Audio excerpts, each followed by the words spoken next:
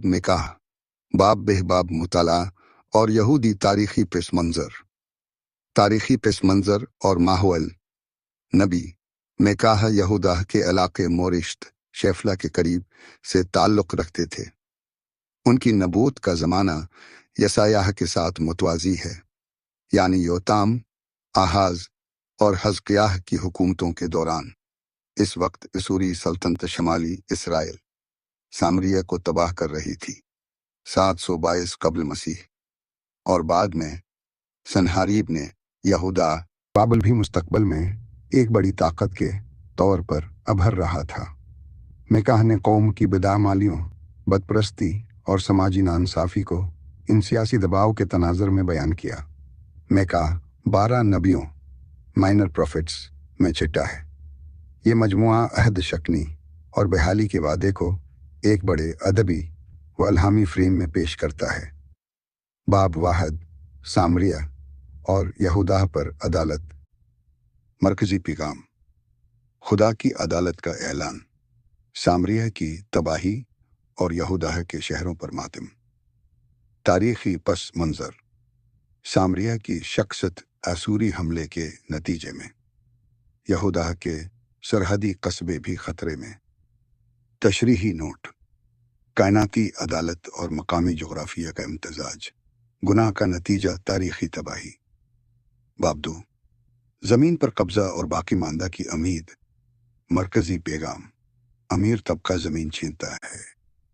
झूठे नबी ताकतरों को खुश करते हैं। खुदा वादा करता है कि वो अपनी कौम को दोबारा जमा करेगा। तारीखी पेश मंज़र, असूरी खराज की वजह से यहूदा में तबकाती तकसीम और माशी जुल्म बढ़ा। तशरीही नोट, जुल्म और खुदा की शफ़क़त का तुज़ाद, बाकी मानदा कौम की थियोलॉजी। बाब 3, हुक्मरानों और नबियों पर इल्ज़ाम। मरकज़ी पैगाम, हुक्मरान आवाम को खा जाते हैं, नबी रिश्वत के बदले पेशगोई करते हैं। यरूशलेम की तबाही की पेशगोई। तारीखी पस मंज़र, हज़कियाह के दौर की असलाहात और इसूरी दबाव। यरूशलेम के मुहासरे की हकीकत। तशरीही नोट, मुक़द्दस मकाम भी जुल्म से महफूज नहीं। मिकाह की जरातमंदाना पेशगोई बाद में यर्मियाह में याद की गई। बाब 4, सीवन का मुस्तकबल और आलमी अमन। मरकज़ी पैगाम, सीवन दुनिया के लिए तालीम का मरकज़ बनेगा। कौमें तलवारें तोड़कर हल बनाएंगी।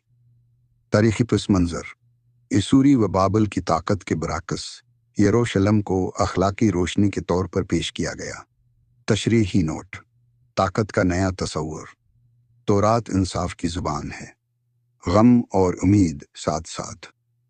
बाब 5, बेत लहम से आने वाला हुक्मरान।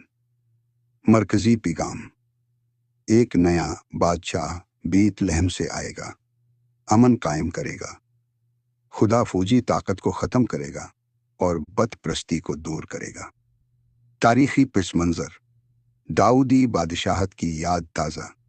इसूरी दबाव के मुकाबले में नेक हुक्मरान की उम्मीद। तशरीही नोट, जंगी ताकत पर इन्हिसार की तनकीद, आहद पर वफादारी और अखलाकी क़यादत। बाब 6, खुदा का मुकदमा और असल दीन। मरकज़ी पैगाम, खुदा अपनी कौम पर मुकदमा कायम करता है, याद दिलाता है कि उसने उन्हें मिस्र से आज़ाद किया। मशहूर आयत, इंसाफ करो, मोहब्बत को पसंद करो और अपने खुदा के साथ फरवतनी से चलो। तारीखी पस मंज़र, माशी बददियानती और झूठे तराजों के खिलाफ तनकीद।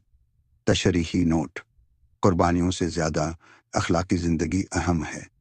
दीन का मरकज़ इंसाफ और मोहब्बत है। बाब 7, एतराफ़, मातम और उम्मीद। मरकज़ी पैगाम, माशरा बिदानवान, एतमाद टूट चुका है, लेकिन नबी कहता है मैं खुदावंद की तरफ नज़र करूँगा।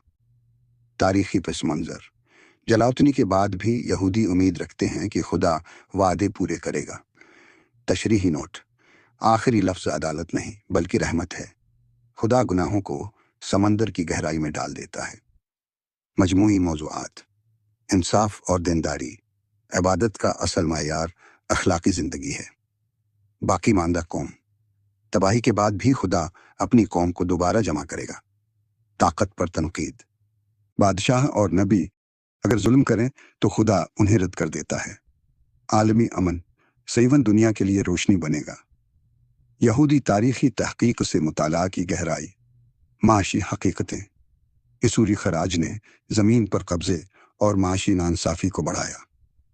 ادبی مقام، 12 نبیوں میں میکاہ کا تعلق دیگر نبیوں ہوشع، یسایاہ سے جڑتا ہے۔ یادداشت کا کام، مقدمہ، داؤدی یادیں اور خروج کی یاد قوم کی شناخت کو جلاوطنی میں بھی قائم رکھتی ہیں۔